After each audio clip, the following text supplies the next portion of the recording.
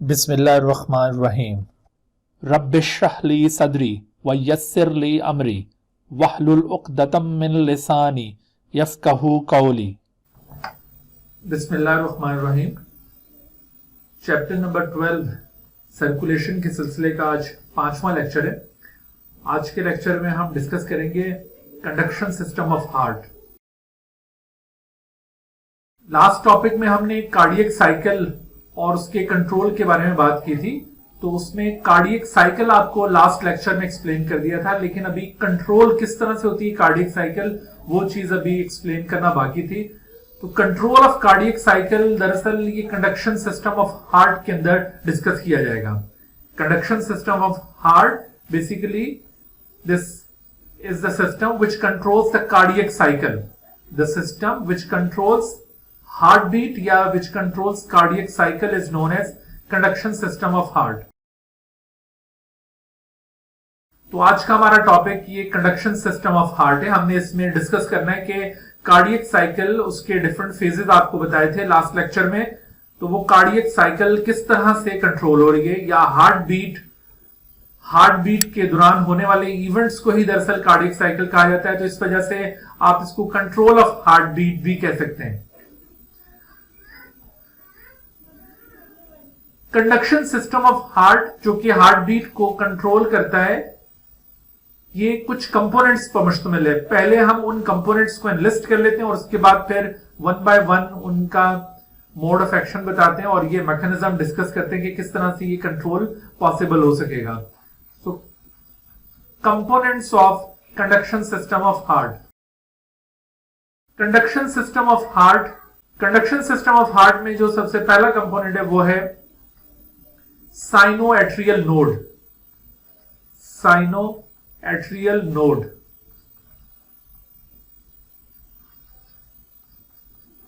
Sinoatrial node is also known as pacemaker. इसे pacemaker क्यों कहा जाता है, ये भी बात अभी हमने सीखनी है कि why it is called pacemaker, क्योंकि शॉर्ट क्वेश्चन में ये बात पूछी जाती है।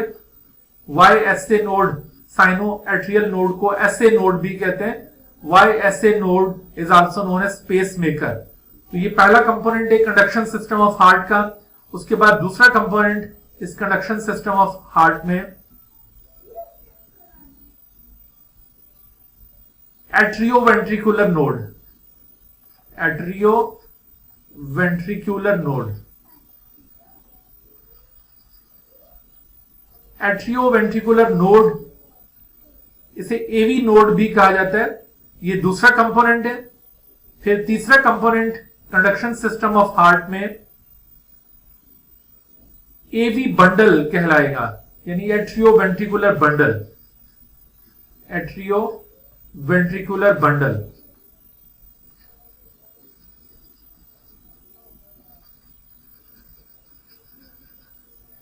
एट्रियोवेंट्रिकुलर बंडल, इसे बंडल ऑफ हिस भी कहते हैं। This is also known as bundle of His.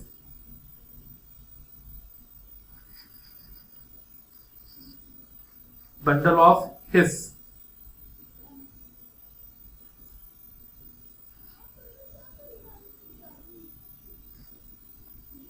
So atrioventricular bundle या bundle of his.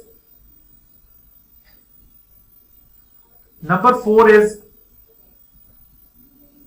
the bundle branches. Bundle branches.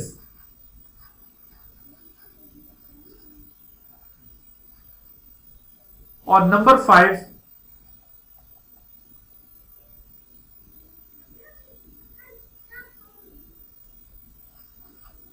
Conducting myofibrils, जिनको परकिंजी फाइबर्स भी कहते हैं। कंडक्टिंग मायोफिब्रिल्स,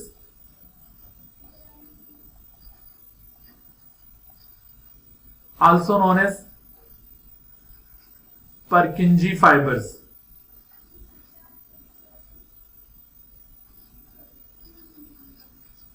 सो इस तरह से conduction system of heart in 5 components पर मुश्तमिल है।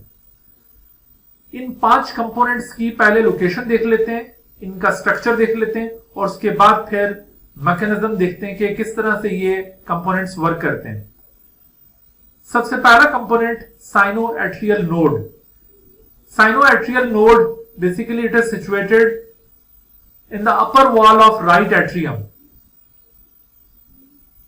It is present in upper wall of right atrium. Right atrium की upper wall में ये मौजूद है। साइनोएट्रियल नोड बेसिकली ये एक क्लस्टर है हार्ट मसल्स का, हार्ट मसल फाइबर्स का एक खास स्पेसिफिक क्लस्टर है जहां से कॉन्ट्रैक्शन और रिलैक्सेशन के लिए वेव्स ओरिजिनेट होती हैं। साइनोएट्रियल नोड, इसको अगर हम डिटेल के साथ डिस्कस करें तो आप देखेंगे कि साइनोएट्रियल नोड, जिसके बारे में अभी आपको बताया कि it is situated, sinoatrial node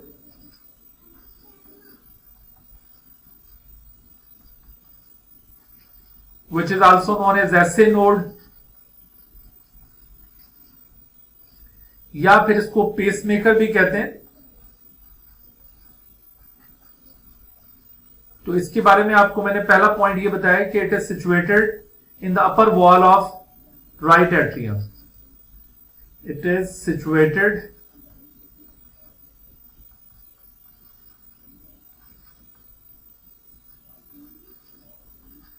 in upper wall of right atrium.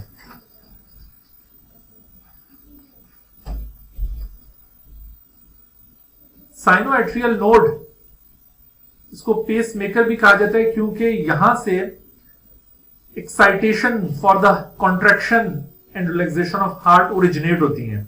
Sinoatrial node basically this is a cluster of modified cardiac muscle fibers. This is a cluster of modified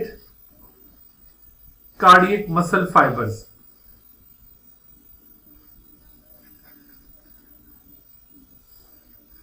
वैसे तो cardiac muscle fibres responsible होते हैं contraction और relaxation के लिए, लेकिन ये जो cluster of cardiac muscle fibres आपको बता रहे हैं, which is situated in the upper wall of the right atrium, it is actually modified for the generation of impulses. It is modified for the generation of impulses.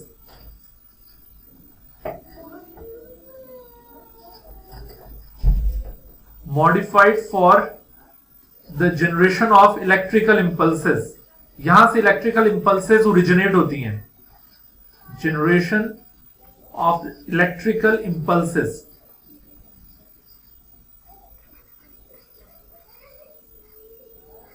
असल में देखिए, heart को work करने के लिए, उसको कॉन्ट्रैक्ट और relax करने के लिए इलेक्ट्रिकल सिग्नल रिक्वायर्ड होते हैं, और वो इलेक्ट्रिकल सिग्नल दरअसल इलेक्ट्रिकल इंपल्सेस हैं।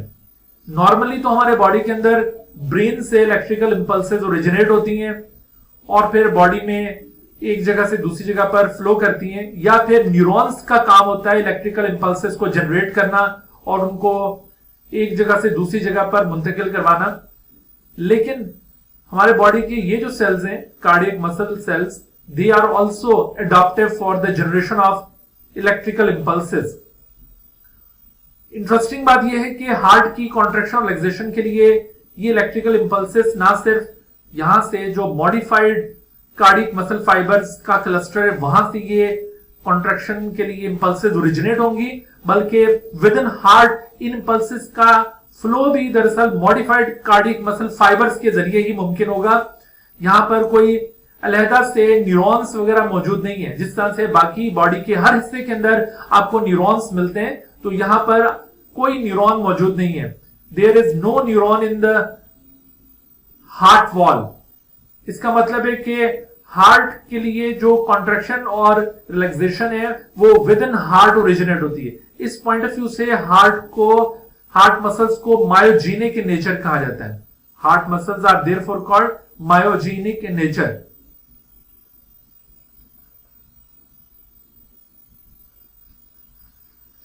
heart muscles are myogenic.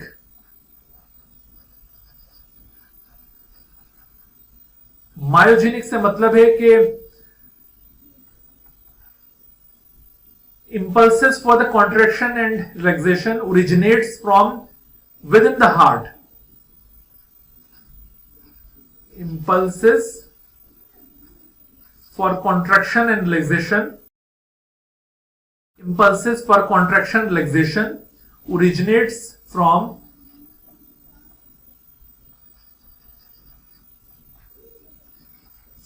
within the heart.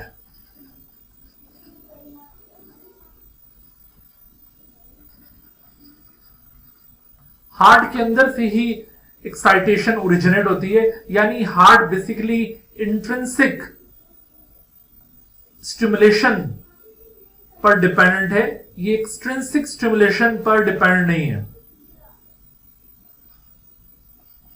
Intrinsic excitation पर ये डिपेंडेंट है, इसकी कॉन्ट्रैक्शन रिलैक्सेशन. इंट्रिंसिक का मतलब है कि हार्ट के अंदर से ही वो एक्साइटेशन ओरिजिनेट होती है.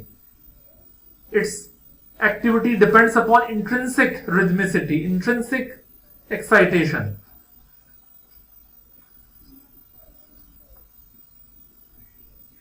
इंट्रिंसिक का मतलब अंदर से कोई चीज जो हार्ट के अंदर से ओरिजिनेट हो उसको इंट्रिंसिक कहा जाएगा, अंदरूनी. इंट्रिंसिक का मतलब होता है अंदरूनी, यानी हार्ट की एक्साइटेशन ये एक्सट्रिंसिक स्टिमुलेशन पर डिपेंड नहीं करती. एक्सट्रिंसिक स्टिमुलेशन पर ये डिपेंड नहीं करती. ठीक है भाई, तो ये हार्ट की जो कॉन्ट्रैक्शन और रिलैक्सेशन है वो दरअसल इंट्रिंसिक एक्साइटेशन पर डिपेंडेंट है.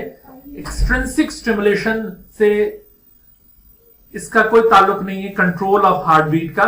अगरचे एक्सट्रिंसिक स्टिमुलेशन हार्ट को रिसीव जरूर होती है, यानी हमारे ब्रेन से कुछ इंपल्सेस हार्ट को मिलती जरूर हैं, लेकिन उन इंपल्सेस की वजह से हार्ट बीट के ऊपर इन्फ्लुएंस जरूर होगा, लेकिन हार्ट बीट का जो बुनियादी कंट्रोल है वो ब्रेन के अंडर नहीं है.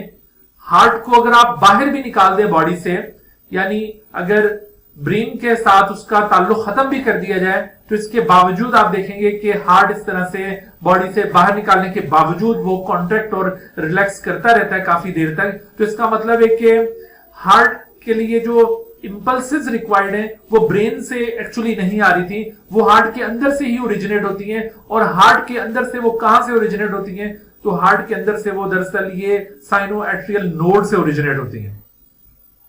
ठीक है, तो साइनोएट्रियल नोड चूंकि this is the centre of origin of impulses for the contraction and relaxation of heart, therefore it is known as pacemaker. इसको पेस मेकर क्यों कहा गया है? पेस मेकर इसको इसी वजह से कहते हैं कि it is the centre of origin of impulses. ये देखो, ये पेस मेकर इस जगह पर ये मौजूद है, sinoatrial node. It is situated in the upper wall of right atrium, वहां पर ये सिचुएटेड होता है. It is a cluster of modified muscle fibers of heart. It is a cluster of modified cardiac muscle fibers. तो ये cardiac muscle fibers का cluster, यहां से excitation actually originate होती है, and that excitation then spread throughout the wall of the heart. तो चूंकि this is center of origin of excitation, therefore it is known as sinoatrial node. ठीक है, reason आप क्या बताएंगे? Since the SA node is the center of origin, since the SA node is center of origin of electrical impulses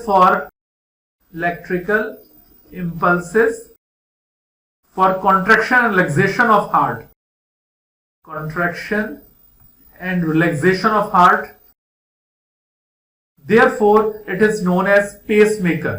ठीक है, इसको pace maker इस वजह से कहा गया है. Therefore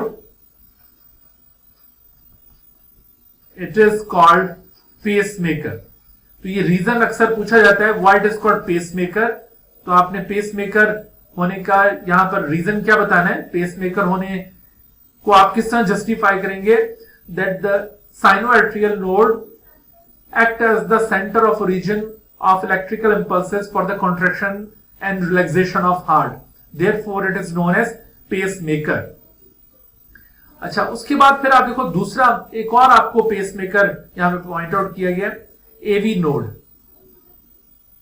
अच्छा, उसके बाद आपको इसी तरह का एक और cluster of fibres, cluster of modified cardiac muscle fibres नजर आ रहा है। This is known as AV node.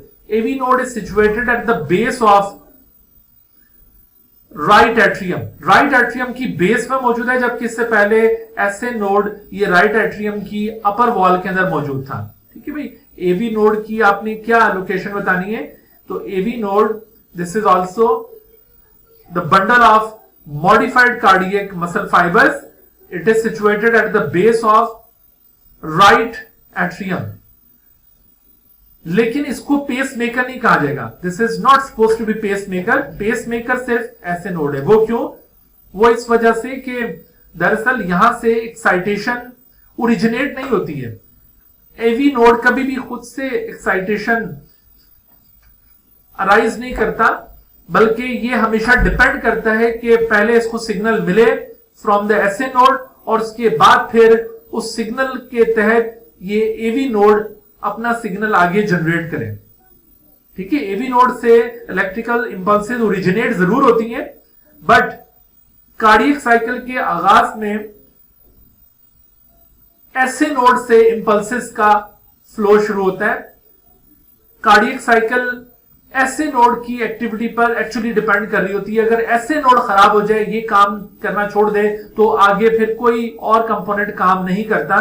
तो इस वजह से असल पेसमेकर एसए नोड है, एवी नोड नहीं। हाँ, अलबत्ता एवी नोड जब ये एसए नोड से स्टिमुलेशन हासिल कर लेगा तो फिर यहां से भी इंपल्स ओरिजिनेट होगी और वो फिर आगे ट्रेवल करेगी। अच्छा, अब आपने देखा कि ये जो एसए नोड और एवी नोड, ये दोनों तो आपको बताएं कि these two are actually the clusters of modified cardiac muscle fibers. ये दोनों दरअसल क्लस्टर थे, clusters of modified cardiac muscle fibers.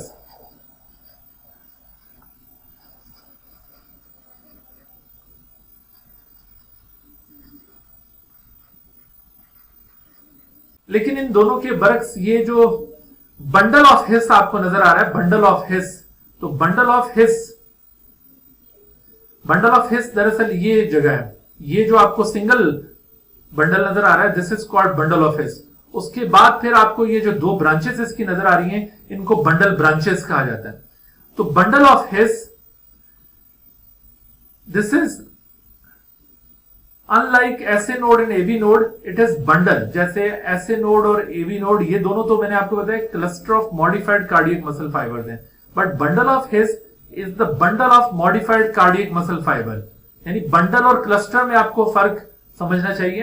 Cluster तो बहुत सारे सेल्स का यूं मजमुआ सा होगा और इकट्ठे वो एक ग्रुप की शक्ल में मौजूद होंगे, लेकिन बंडल जो होता है ना, उसके अंदर कोई लंबे लंबे फाइबर्स इस तरह से इकट्ठे एक स्ट्रिंग की फॉर्म अटेन कर लेते हैं। सो this is actually the bundle of modified cardiac muscles.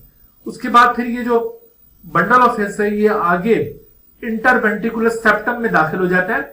Bundle of his originate होता है फ्रॉम एवी नोड, और एवी नोड से ओरिजिनेट होने के बाद ये bundle of his interventricular septum के अंदर आप देख रहे हैं ये डिवाइड हो जाते हैं into two branches. These two branches are called bundle branches. इन दोनों को बंडल ब्रांचेस कहा जाएगा। These two are bundle branches.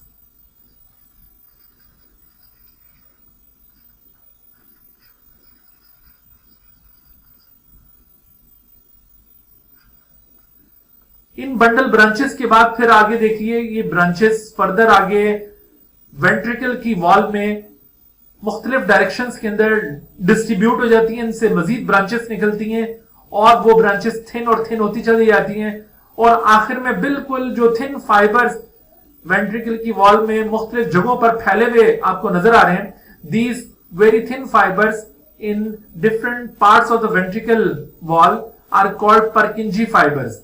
परकिंजी fibres, इनको कंडक्टिंग मायोफिब्रिल्स भी कहा जाता है। These are also called conducting myofibrils.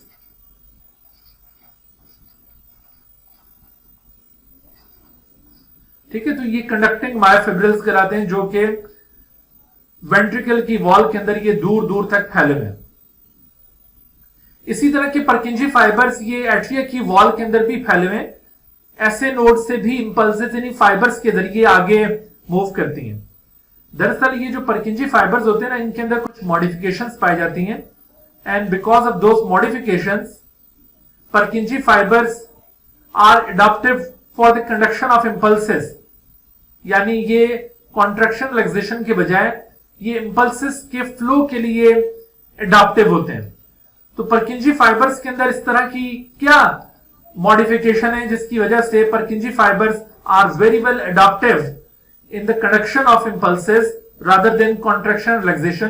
तो उन एडाप्टेशंस में एक तो परकिंजी फाइबर्स का डायमीटर बहुत ज्यादा होता है, they have large diameter as compare to the other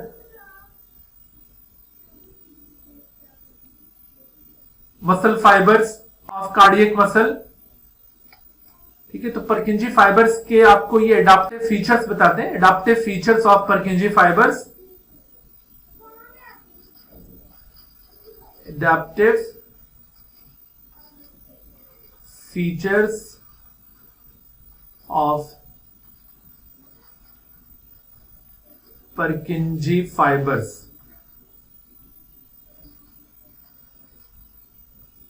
तो adaptive features of Purkinje fibres, इसमें देखिए सबसे पहली बात आपको मैं बताइए कि they have more diameter than other muscle fibres. They have large diameter. ये फीचर इनको एडॉप्टिव बना देता है for the conduction of impulses. इसके अलावा they have fewer myofibrils than most cardiac muscle cells. They have fewer myofibrils.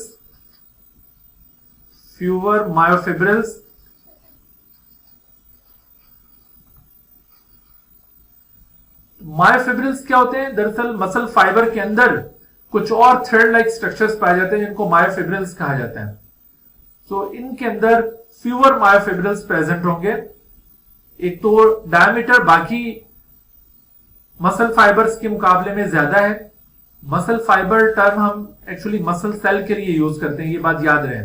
Muscle fibre term is use for muscle cell. जो cardiac muscle का cell होता है ना, तो उस कार्डियक मसल सेल को दरअसल मसल फाइबर कहा जाता है। आपको मैंने हार्ट के स्ट्रक्चर में उसके बारे में भी बताया था कि कार्डियक मसल सेल्स यूं इस तरह से ब्रांच सेल्स होते हैं। तो ये एक तो लार्ज डायमीटर रखते हैं, इनका डायमीटर ज्यादा होगा। ये इस तरह से ब्रांच नहीं होते, बहुत ज्यादा ब्रांच नहीं होंगे। ये स्ट्रेट फाइबर्स होंगे। फ्यूअर मायोफिब्रिल्स इनके अंदर मौजूद होंगे। इसके अलावा इनमें अगर आप देखें, intercalated disc are well developed between the Purkinje fibres with numerous gap junctions.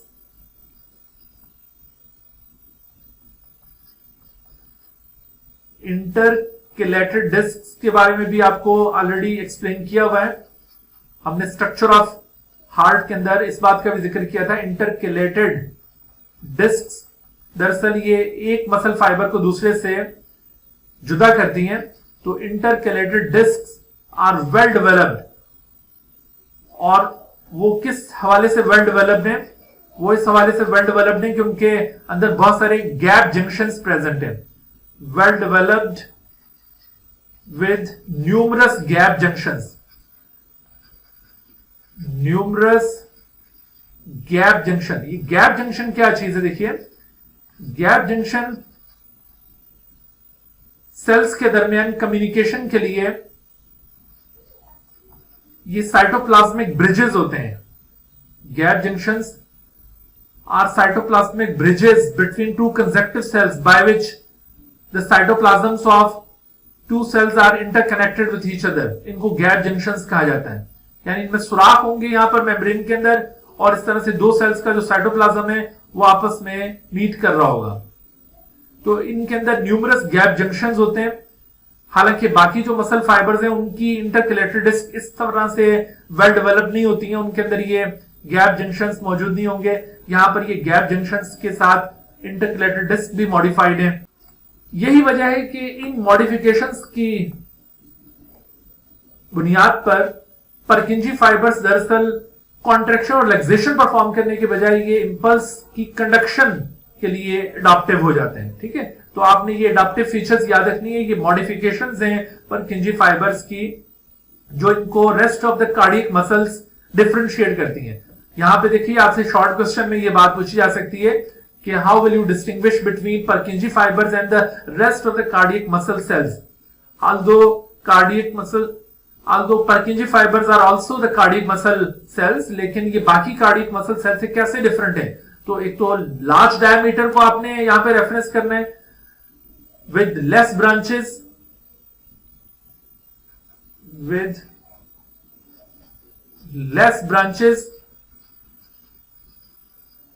fewer myofibrils are there, intercalated discs are well developed with numerous gap junctions। so ये इस तरह की प्रॉपर्टीज इन सेल्स के अंदर मौजूद हैं, जबकि बाकी जो दूसरे कार्डियक मसल फाइबर्स हैं उनके अंदर ये कैरेक्टरिस्टिक्स नहीं है। उनका डायमीटर भी कम होगा, उनके अंदर मायोफिब्रिल्स की तादाद भी ज्यादा होगी। इसी वजह से वो कॉन्ट्रैक्टाइल सेल्स हैं, कॉन्ट्रैक्ट और रिलैक्स करते हैं, और उनके अंदर इस तरह से गैप जंक्शंस भी नहीं है। तो ये पॉइंट्स थे जिनकी बेसिस पर आप इनको डिफरेंशिएट कर सकते हैं। ठीक है भाई, तो इस तरह से हमने कंडक्टिंग सिस्टम ऑफ हार्ट का अभी तक आपको स्ट्रक्चर एक्सप्लेन किया। उसमें आपने कंपोनेंट्स देखे, sinoarterial node and AV node, both of which are the clusters of modified cardiac muscle fibres. और उसके बाद फिर साइनोआर्टेरियल नोड से एवी नोड तक तो परकिंजी फाइबर्स का एक नेटवर्क होता है जो इंपल्स को यहां तक पहुंचाएगा, लेकिन एवी नोड से पहले एक bundle modified cardiac muscle cells का बना हुआ एक बंडल ओरिजिनेट होता है known as bundle of His, और उसके बाद फिर उसकी ब्रांचेस जिनको बंडल ब्रांचेस कहते हैं, और ये बंडल ब्रांचेस इंटरवेंट्रिकुलर सेप्टम से वेंट्रिकल की वॉल में दूर तक फैल जाती हैं, और उसके बाद फिर इनके जो टर्मिनल पॉइंट्स हैं वो परकिंजी फाइबर्स की फॉर्म में मौजूद होंगे। So this is the structure of conducting system of heart. Now come to the mechanism, how does conducting system of heart works।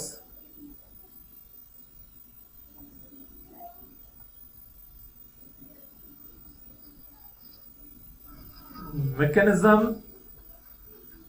of conducting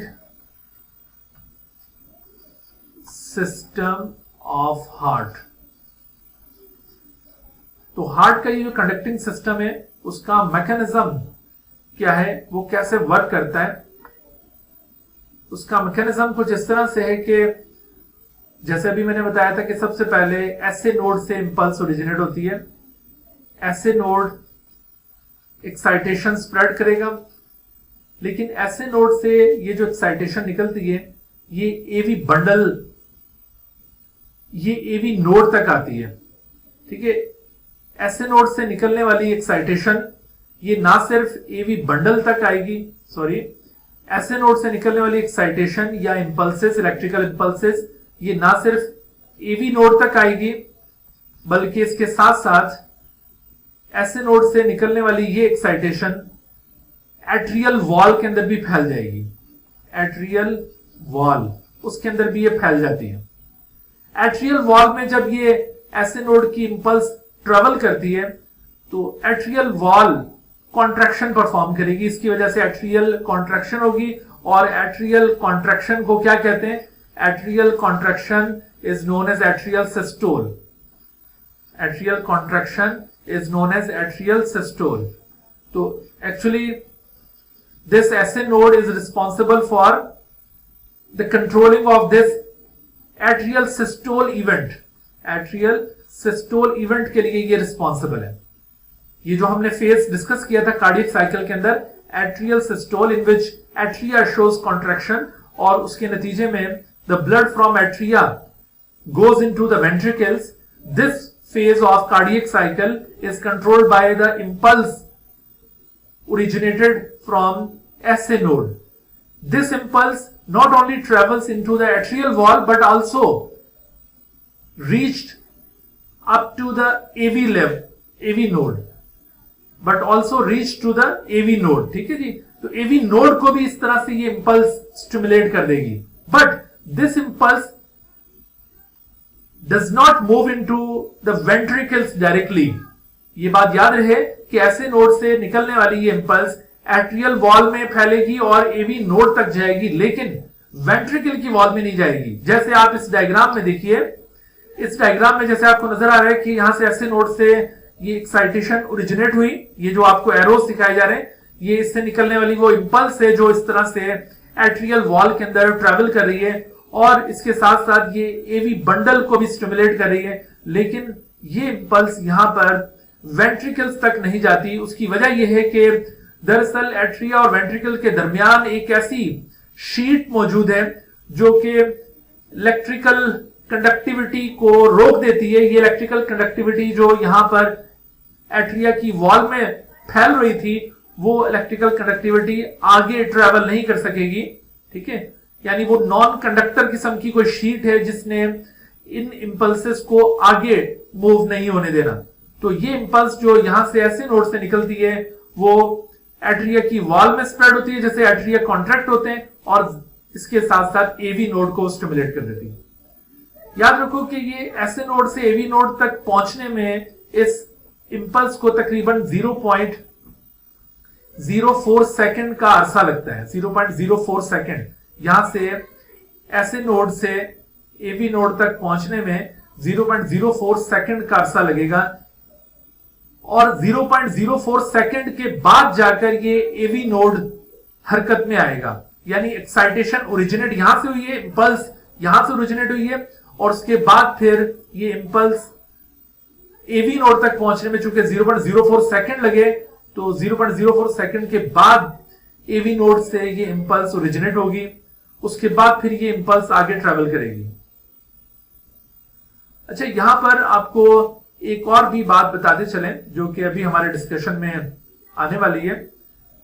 impulse की फिजियोलॉजी बेसिकली हम second year के course में पढ़ेंगे कि ये जिन इलेक्ट्रिकल इंपल्सेस का हम जिक्र कर रहे हैं जो हमारे ये हार्ट के अंदर ट्रेवल करती हैं या फिर हमारी बाकी बॉडी के अंदर भी न्यूरॉन्स के थ्रू वो इंपल्सेस ट्रेवल करती हैं, तो उन इंपल्सेस की फिजियोलॉजी डिटेल के साथ आप सेकेंड ईयर के कोर्स में पढ़ते हैं। लेकिन फिलहाल आप यहां पर ये याद रख लें कि हम ये जो इलेक्ट्रिकल इंपल्सेस का यहां पर बार बार जिक्र कर रहे हैं, तो वो इलेक्ट्रिकल इंपल्सेस उनकी थोड़ी सी नेचर का हमें आइडिया हो तो हम आगे इस बात को बहुत अच्छी तरह से अंडरस्टैंड कर सकते हैं।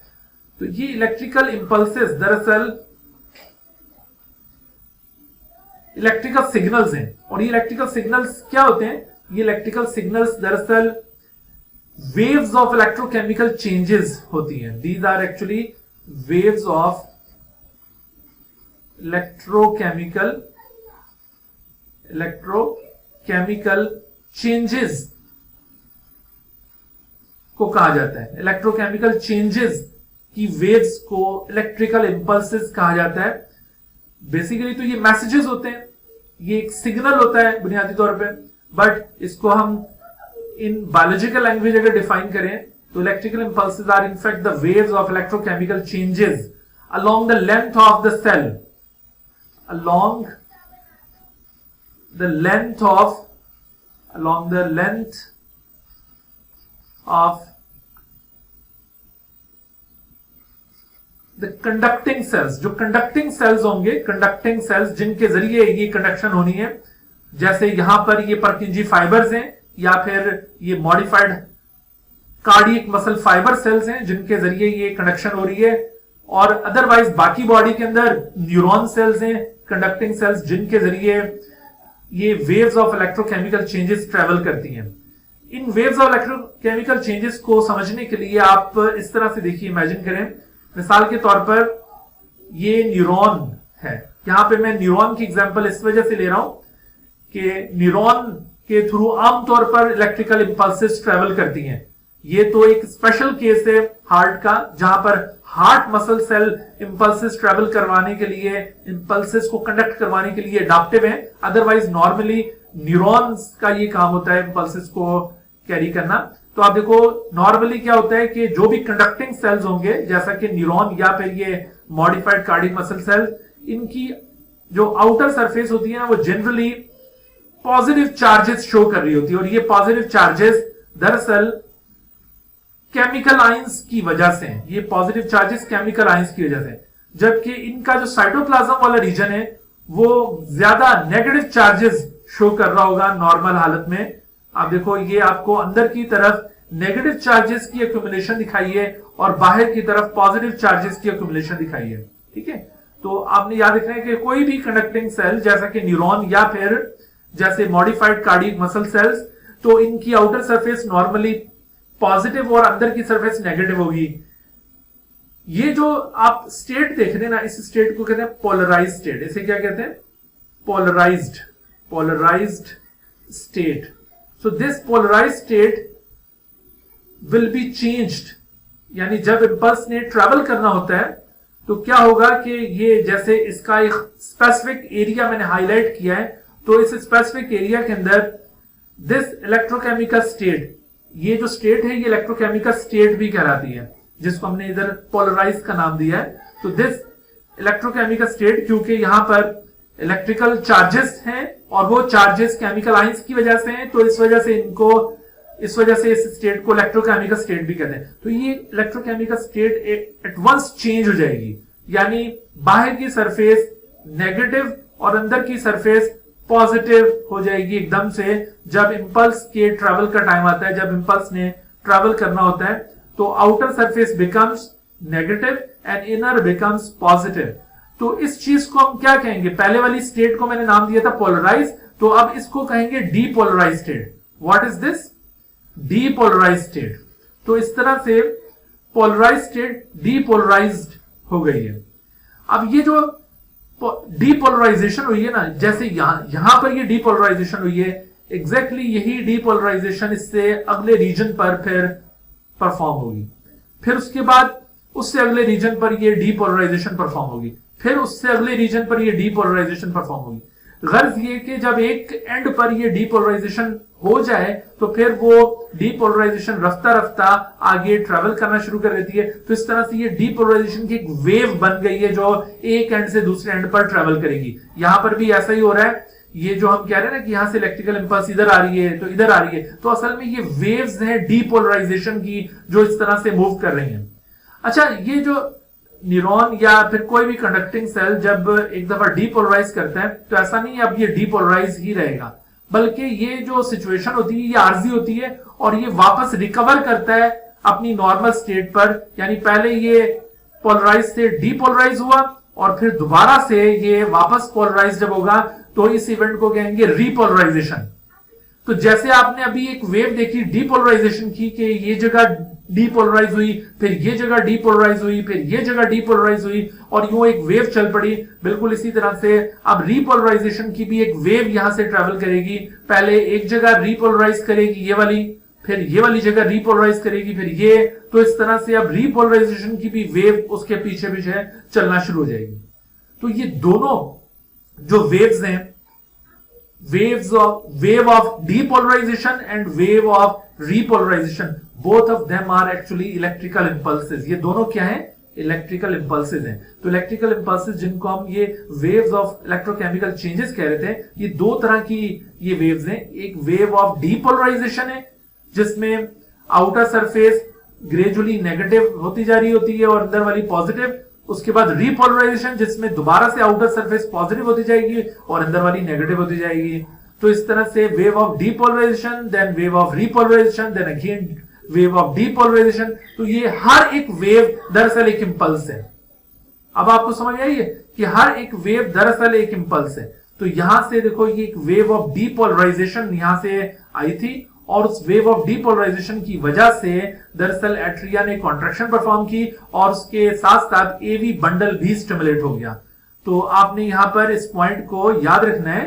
ये जो मैंने यहां पर पॉइंट नोट डाउन करवाया आपको कि सबसे पहले ऐसे नोड से एक इंपल्स ओरिजिनेट होती है, that is actually wave of depolarisation, और उस वेव ऑफ डीपोलराइजेशन की वजह से एट्रियल वॉल कॉन्ट्रैक्शन परफॉर्म करेगी, क्योंकि ये wave of depolarisation throughout atrial wall distribute हो जाती है और वहां पर कॉन्ट्रैक्शन परफॉर्म होती है इसकी वजह से, जिससे ये phase atrial systole phase control होगा। और ये wave of depolarisation AV node तक भी पहुंचती है, लेकिन यहां पर पहुंचने में अभी मैंने आपको क्या बताया कितना टाइम लगता है, 0.04 सेकंड का अरसा लगेगा ऐसे नोड से एवी नोड में पहुंचने में। तो इस तरह से 0.04 सेकंड के बाद एवी नोड स्टिमुलेट हो जाएगा।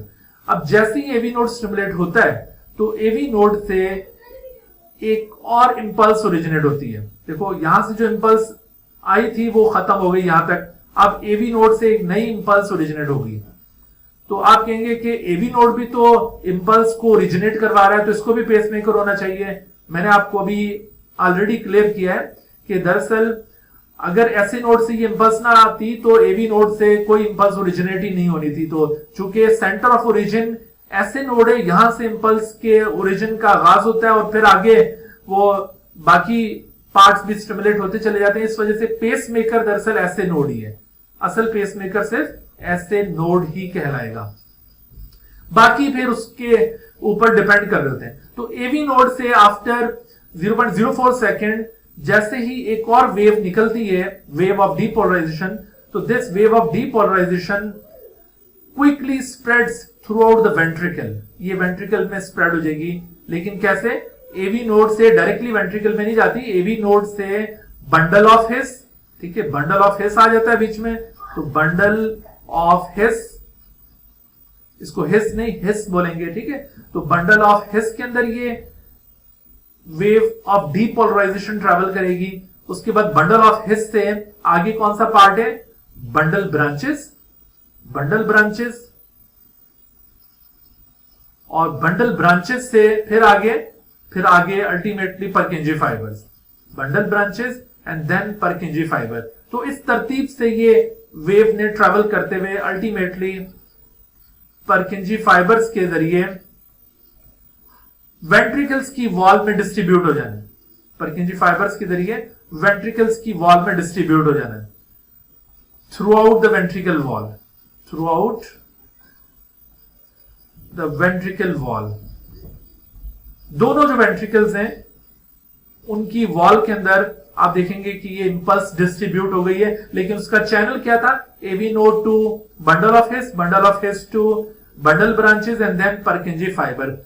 अच्छा, इस दौरान तकरीबन मजीद कुछ टाइम लग जाता है ये परकिंजी फाइबर्स तक इस वेव को पहुंचने में, और फिर परकिंजी फाइबर्स से ये इस वेंट्रिकल की वॉल में स्प्रेड होने में मजीद 0.11 सेकेंड का अरसा लग जाता है। पहले कितना टाइम लगा था, 0.04 सेकेंड ऐसे नोड टू एवी नोड, और अब एवी नोड टू अल्टीमेटली ये परकिंजी फाइबर्स और फिर वेंट्रिकल वॉल, इसमें टाइम लगा है 0.11 सेकेंड का। और यहां से लेकर यहां तक का अगर हम टाइम कैलकुलेट करें तो इन दोनों को आप सम अप कर दें तो ये कितना टाइम लगा, 0.15 सेकेंड, 0.15 सेकेंड। यानी ऐसे नोड ने जब ये इंपल्स एट्रियल वॉल में स्प्रेड की थी तो उससे ये इवेंट परफॉर्म हुआ था, एट्रियल सिस्टोल। अब जब एवी नोड से सेकेंड इंपल्स आफ्टर 0.15 सेकेंड जब ये यहां पर वेंट्रिकल वॉल में पहुंचती है और इससे वेंट्रिकल में कॉन्ट्रैक्शन होती है, वेंट्रिकुलर कॉन्ट्रैक्शन, और वेंट्रिकुलर कॉन्ट्रैक्शन को टेक्निकल लैंग्वेज में क्या कहते हैं, ventricular contraction is also known as ventricular systole. Ventricular systole actually ये परफॉर्म हो रहा है, वेंट्रिकुलर सिस्टोल। तो this ventricular systole is controlled by this impulse. ये जो एवी नोड की इंपल्स है वो दरअसल वेंट्रिकुलर सिस्टोल को कंट्रोल कर रही है। इट मींस कि एट्रियल सिस्टोल और वेंट्रिकुलर सिस्टोल के दरमियान कितना इंटरवल है, दरमियान में वक्फा कितना आया है, एट्रिया की कॉन्ट्रैक्शन और उसके बाद फिर वेंट्रिकल्स की कॉन्ट्रैक्शन के दरमियान कितना वक्फा है, तो आपने बताना है 0.15 सेकेंड का वक्फा है। तो ये 0.15 सेकेंड का वक्फा एट्रियल सिस्टोल वेंट्रिकुलर सिस्टोल के दरमियान कैसे आया, वो इस तरह से आया कि दरअसल ऐसे नोड, दरअसल atrial systole is controlled bye ऐसे node, whereas ventricular systole is controlled by AV node. So there is delay of 0.04 second between the stimulation of AV node and SA node. यहां पर एक डिले आया और इसी तरह से there is a delay in the conduction of impulses from from AV node to wall of the ventricles, ये interval कितना है, ये वक्फा कितना है, 0.11 सेकंड का। तो इस तरह से अगर हम इन दोनों को सम अप कर लेते हैं, इन दोनों डिलेस को सम अप कर लेते हैं, तो हमारे पास टोटल डिले कैलकुलेट होता है 0.15 सेकंड का, जो इन दोनों इवेंट के दरमियान आपको मिलेगा। ठीक है भाई, तो ये जो टाइमिंग्स और ये इंटरवल्स ये बड़े मैटर करते हैं। ये आपको यहां पर थोड़ा सा इस चीज के ऊपर एम्फसाइज करने का मकसद ये है कि आपको इनकी सिग्निफिकेंस का एहसास हो सके, क्योंकि ये इनका जो इंटरवल लंबा हो गया या शॉर्ट हो गया तो उससे बड़ा इफेक्ट आता होता है हमारी कार्डियक साइकिल के ऊपर या हार्ट बीट के ऊपर। अच्छा, अभी तक ये सिर्फ 2 इवेंट्स कंट्रोल हुए, इनको हम समराइज करते हैं यहां पर इस तरह से। देखिए कि जो ऐसे नोड है, ऐसे नोड, इस ऐसे नोड की एक्टिविटी से क्या हुआ, ऐसे नोड से एक वेव ऑफ, ऐसे नोड की एक्टिविटी से क्या हुआ, ऐसे नोड से एक वेव ऑफ डीपोलराइजेशन ओरिजिनेट हुई है, wave of depolarization, and this wave of depolarization, wave of depolarization actually controls atrial systole। इसकी वजह से atrial systole कंट्रोल हुआ है, atrial systole। उसके बाद फिर सेकंड जो यहां पर एक्शन परफॉर्म हुआ वो AV नोड से परफॉर्म हुआ। AV नोड, इससे भी एक वेव ऑफ डीपोलराइजेशन ओरिजिनेट हुई थी, a wave of depolarization,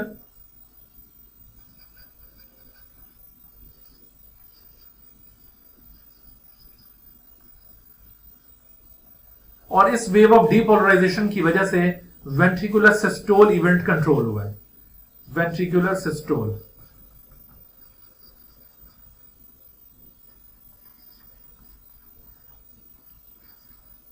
असल में ये जो वेंट्रिकुलर सिस्टोल इवेंट है ना, इसके लिए जो वेव आती है वो बहुत ही शदीद किस्म की वेव होती है, यानी इसकी इंटेंसिटी बहुत हाई होती है।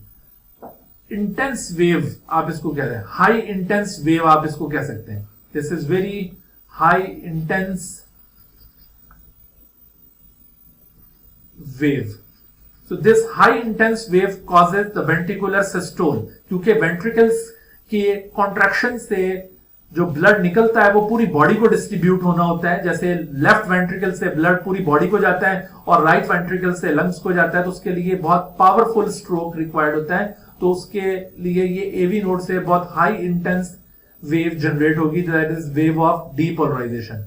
अच्छा, कुछ देर के बाद कुछ मजीद इंटरवल यहां पे गुजरता है, इस एवी नोड की इस वेव ऑफ डीपोलराइजेशन के बाद एक और वेव एवी नोड से ओरिजिनेट होती है। एवी नोड से दरअसल 2 वेव्स निकलती हैं, एक wave of depolarization and then second wave is the wave of repolarisation.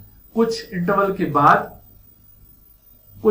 के बाद यहां से वेव ऑफ रीपोलराइजेशन अराइज होगी, वेव ऑफ रीपोलराइजेशन। तो this wave of repolarization it causes ventricular diastole. इसकी वजह से क्या होगा, वेंट्रिकुलर डायस्टोल इवेंट कंट्रोल होगा, वेंट्रिकुलर डायस्टोल। ये यहां पर थोड़ी सी बात समझने वाली है, इसमें थोड़ी तवज्जो चाहिए आपकी। देखो, एवी नोड से 2 बार एक्साइटेशन, 2 बार इंपल्स ओरिजिनेट होती है। पहली इंपल्स इसकी वेव ऑफ डीपोलराइजेशन है, सेकंड इंपल्स इसकी वेव ऑफ रीपोलराइजेशन है। मैंने भी आपको समझाया था ना कि डीपोलराइजेशन की जब वेव गुजरती है तो पीछे पीछे रीपोलराइजेशन की वेव भी आ रही होती है। ठीक है, तो जब ये एवी नोड से वेव ऑफ रीपोलराइजेशन राइज होगी तो उससे वेंट्रिकुलर डायस्टोल इवेंट परफॉर्म होगा कुछ देर के बाद।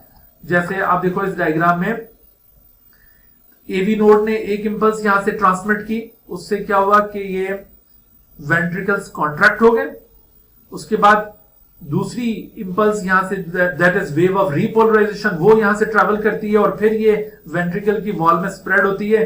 तो अगेन जो वेंट्रिकल कॉन्ट्रैक्ट कर चुके होते हैं ना, अब वो रिलैक्स करते हैं। देखो, वेंट्रिकल्स की कॉन्ट्रैक्शन के लिए भी इंपल्स चाहिए, उसकी रिलैक्सेशन के लिए भी इंपल्स चाहिए। वो क्यों?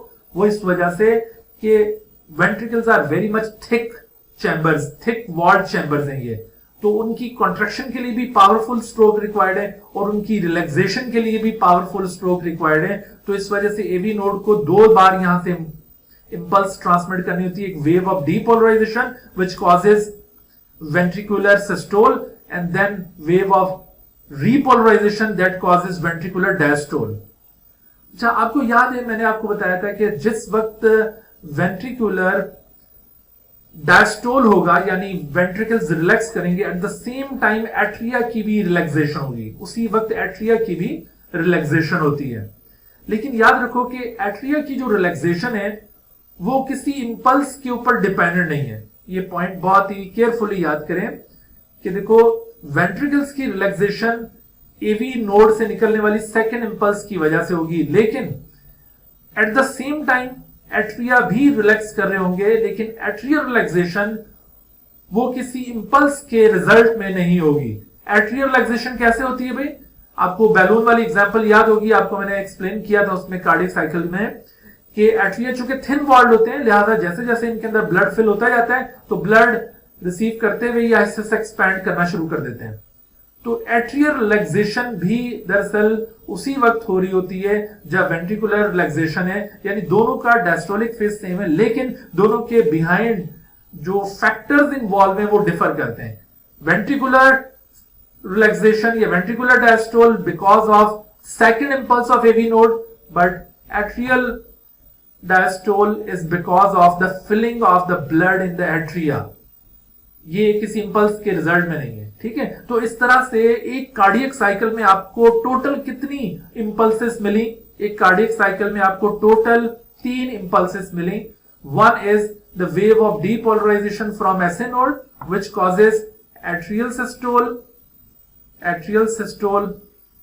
The second one is the wave of depolarization from AV node which causes ventricular systole, and then another wave from AV node, that is wave of repolarization which causes ventricular diastole. जबकि atrial diastole अगरचे उसकी timing ventricular diastole के साथ match करती है, वो दोनों ये इकट्ठे परफॉर्म होते हैं, लेकिन उसके बिहाइंड मैंने रीजन बताया कि वो फिलिंग ऑफ ब्लड की वजह से होगा, वो इस वेव ऑफ repolarization पर डिपेंड नहीं करेगा। अंडरस्टैंड? अच्छा, अब यहां पर एक और भी प्रॉब्लम है। आप कहेंगे कि भाई जैसे मैंने कहा कि भाई पहले एक वेव ऑफ डीपोलराइजेशन ट्रैवल करती होती है तो उसके पीछे पीछे वेव ऑफ रिपोलराइजेशन भी आती है, जैसे कि यहां पर एवी नोड में आपको नजर आ रहा है। लेकिन आप कहेंगे कि यहां पर ऐसे नोड से सिर्फ वेव ऑफ डीपोलराइजेशन हमने शो की है, दोबारा इसमें से वेव ऑफ रिपोलराइजेशन को इंडिकेट नहीं किया। तो बेटे याद रखो कि ऐसे नोड से जो वेव ऑफ रिपोलराइजेशन ओरिजिनेट होगी तो वो wave of repolarization cardiac cycle में कोई रोल प्ले नहीं करेगी, ठीक है। Wave of repolarization from SA node ये कोई रोल प्ले नहीं करती कार्डियक साइकिल के अंदर। तो इस वजह से कार्डियक साइकिल में जो वेव्स पर्टिकुलरली शो हो रही होती हैं वो ये 3 वेव्स ही हैं। इन्हीं तीनों वेव्स की रिकॉर्डिंग हम एक टेस्ट के जरिए कर सकते हैं। उस टेस्ट को कहते हैं इलेक्ट्रोकार्डियोग्राम, ECG। तो ECG के अंदर आप इन वेव्स की इंटेंसिटी को, इनकी टाइमिंग को देख सकते हैं और उससे आपको हार्ट की एक्टिविटी का बखूबी अंदाजा हो जाएगा, ठीक है। तो हमारा अगला जो टॉपिक है वो इसी के ऊपर बेस्ड होगा। Dear viewers, thank you for watching this video. If you have not subscribed this channel, kindly subscribe it and also press the bell icon below so that you could be notified about any new video lecture from Biology Guardian. And also do not hesitate to ask any question regarding this lecture. My contacts are shown on the screen. Thank you once again.